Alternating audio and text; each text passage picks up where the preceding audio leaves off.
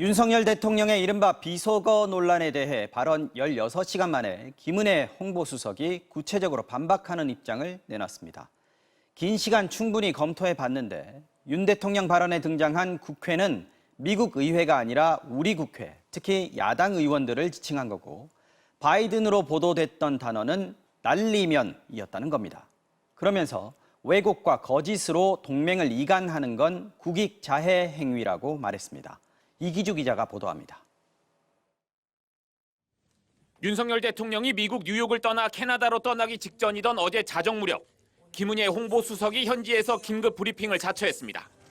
바이든 미국 대통령과 48초 회동을 한 뒤 행사장을 나오면서 발언한 비속어 논란의 사실관계를 바로잡겠다는 취지였습니다. 국회에서 승인 안 해주고 날리면이라고 되어 있습니다. 여기서 미국 얘기가 나올 리가 없고 바이든이라는 말을 할 이유는 더더욱 없습니다.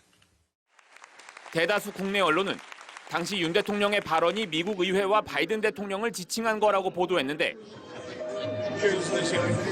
승인 안 해주고 날리면 쪽팔려서? 대통령실은 우리나라 국회의 야당을 상대로 한 발언이었고 바이든이 아니라 날리면이라고 말했다는 겁니다.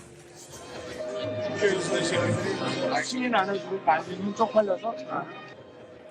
당초 대통령실은 비속어 논란 6시간 뒤 진행된 고위 관계자의 브리핑 때만 해도 외교 참사로 연결짓는 건 유감이라고 했을 뿐 바이든이 아니라 날리면이라는 식의 구체적인 해명은 하지 않았습니다. 그러다 16시간이 지난 후에야 김은혜 홍보수석을 통해 짜깁기와 왜곡이라고 주장하고 나선 겁니다. 대통령의 외교 활동을 왜곡하고 거짓으로 동맹을 이간하는 것이야말로 국익자해 행위입니다. 대통령실은 현장에 있던 당사자들에게 사실관계를 정리하는 과정에서 시간이 걸린 것이라며 이번 사안이 외교 문제로 비화된 데 대해 윤 대통령도 상당히 안타까워한다고 말했습니다. 외신을 통해 문제의 발언이 일파만파 확산되자 미국 측과의 관계 악화를 우려한 것으로 보입니다. 하지만 대통령실의 해명은 외교적 갈등을 차단하기 위해 비속어 논란의 화살을 우리나라의 야당에게로 돌렸다는 새로운 논란을 낳고 있습니다. 윤 대통령이 야당을 향해 비속어를 사용한 게 되기 때문입니다. 더구나 대통령실은 유감 표명이나 사과 없이 거친 표현에 대해 국민들의 우려를 잘 듣고 있다고만 말했습니다. 어수선한 분위기 속에 이번 순방의 마지막 목적지인 캐나다 일정이 시작됐습니다. 윤 대통령은 우리 시간으로 내일 새벽 캐나다 트리도 총리와 정상회담을 갖고 양국 경제협력 방안을 논의합니다. 토론토에서 MBC 뉴스 이기주입니다. 윤 대통령이 쓴 비속어가 우리나라 국회를 지칭한다는 대통령실의 해명은 야당의 강한 반발을 불러왔습니다. 민주당은 저급한 거짓 해명이라고 거세게 비판한 반면 국민의힘은 논란 확산을 차단하는 데 총력을 기울였습니다. 유충환 기자가 보도합니다.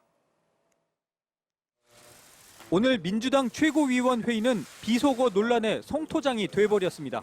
국민들은 망신살이고 아마 엄청난 굴욕감 그리고 자존감의 훼손을 느꼈을 겁니다. 거짓이 거짓을 낳고 또 실수가 또 실수를 낳는 일이 반복된다. 국민들의 청력을 시험하는 거짓 해명도 기가 막히지만 해명을 액면 그대로 받아들인다 쳐도 야당에 대해선 비속어를 써도 괜찮은지 반문했습니다. 윤석열 대통령에게 이 또한 묻지 않을 수 없습니다. 국민의 대표기관인 민주당 169명의 국회의원이 정녕 새끼들입니까? 의원들도 일제히 비판 대열에 가세했습니다. 해명도 사리에 맞게 해라. 잘못을 인정하지 않는 오기에 가득 찬 대통령이라는 비판과 함께 외교 안보 라인과 홍보수석에 대한 문책 요구가 이어졌습니다. 총력 방어에 나선 여권은 국익을 강조하며 논란 확산을 차단하는 데 부심했습니다. 대통령 옆에서 비속어 발언을 들은 박진 외교부 장관도 미국과 상관없는 발언이었다며 대통령실과 보조를 마쳤고 당 지도부도 여기에 힘을 실었습니다. 나와서 바이든이나 미국을 거론할 이유가 없죠. 동영상만 여러 차례 봤는데 딱히 그렇게 들리지는 않더라고요. 또 야당이 한미 혈맹도 이간질하고 있다며 대통령의 외교 활동을 폄훼하지 말라며 야권을 겨냥했습니다. 당력을 집중하여 외교 활동을 폄훼하는 것은 정당사에 없는 일입니다.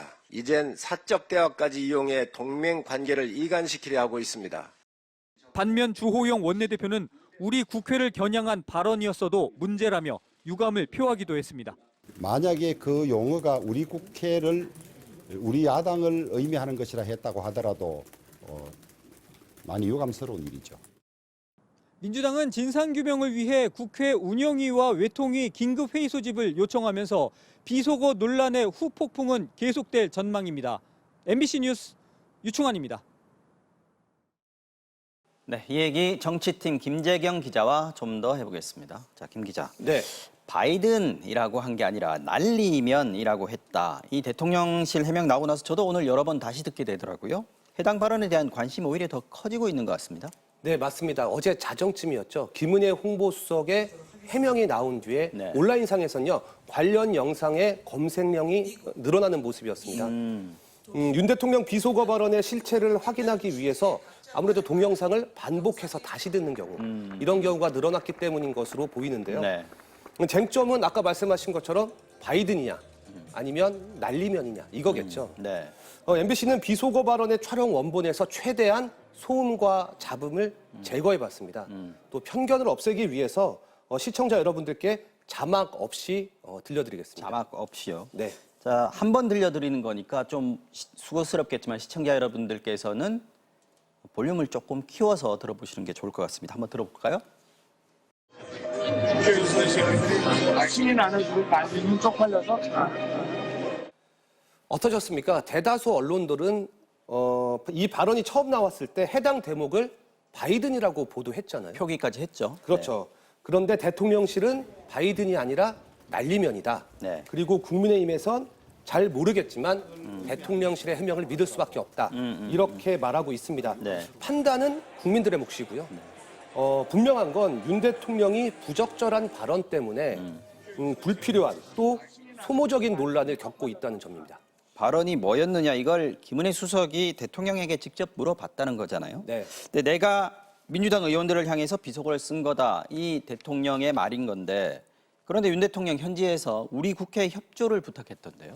그렇죠. 비속어 대상이 민주당이었다. 이런 해명이 나온 뒤에 얼마 지나지 않아서 네. 윤석열 대통령이 뉴욕에서 SNS에 글을 남겼습니다. 내용을 보면요. 네. 글로벌 펀드에 우리나라가 1억 불을 공유하기로 했는데 대한민국 국회의 적극적인 협력을 기대합니다. 이렇게 썼습니다. 네.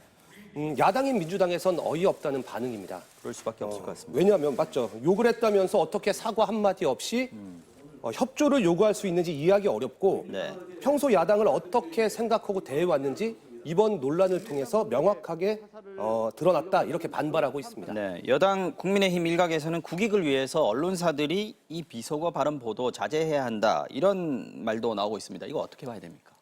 일부 지도부와 의원들이 앞장서서 발언하고 있는데요. 네. 윤 대통령이 비속어 발언을 보도하는 게 결국 국익에 도움이 안 되기 때문에 멈춰달라는 거죠. 하지만 이번 사안은 보도를 안 한다고 해서 해결될 일은 아니었습니다. 관련 보도가 나가기 전에 이미 SNS를 통해서 관련 동영상이 빠르게 퍼지고 있었고요. 네. 또 보도를 자제하라는 건 헌법상 언론과 표현의 자유를 침해하는 일입니다. 민주당에선 윤 대통령이 강조해왔던 또 강조하고 있는 자유의 가치와는 전혀 다른 행보다. 독재 시절의 발상이다라는 비판이 제기되고 있습니다. 자, 그런데 윤 대통령의 지지율이 다시 하락세로 돌아섰다는 여론조사 결과가 나왔어요.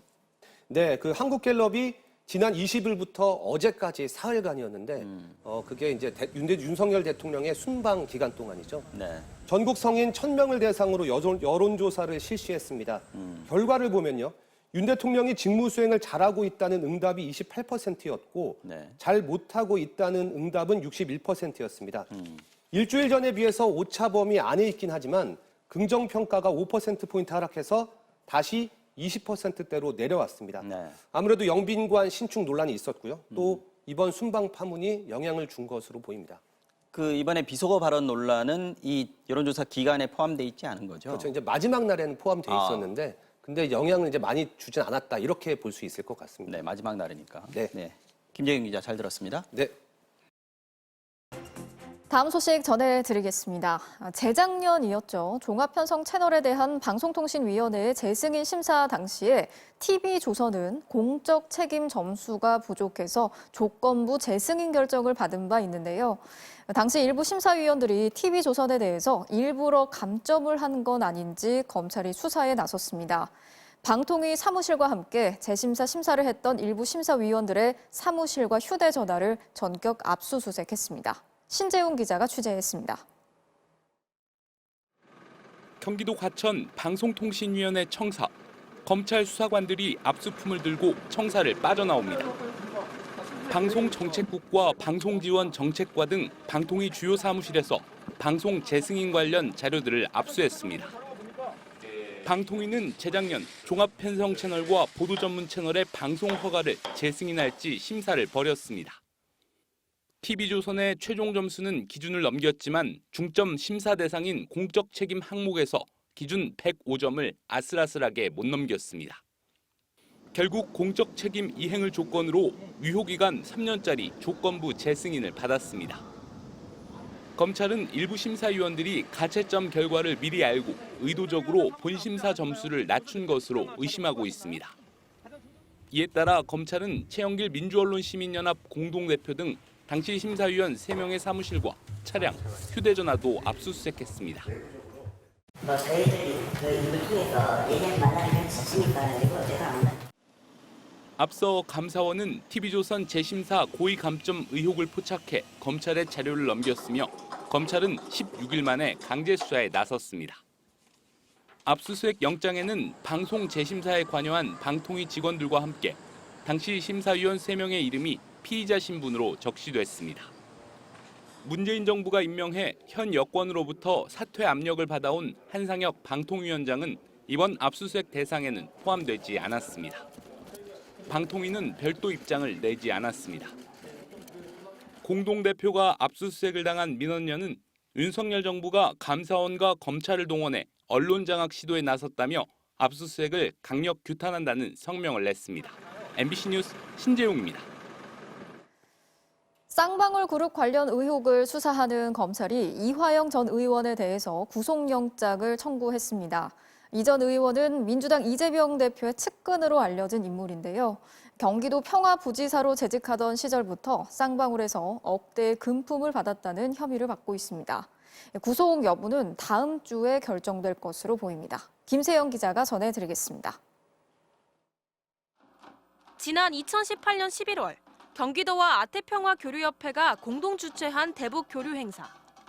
참석한 북한 고위급 대표단에게 꽃다발을 건네는 인물. 당시 경기도 평화부지사인 이화영 전 의원입니다. 이 전 의원은 2018년 8월부터 2020년 1월까지 경기도 부지사를 지냈고 2020년 8월부터 킨텍스 대표를 맡고 있습니다. 그런데 이 전 의원은 공직자 또는 공기업 대표였던 이 시기에 쌍방울 그룹의 법인카드를 썼습니다. 2019년 1월부터 지난해 9월 정도까지 약 1억 원을 사용한 것으로 알려졌습니다.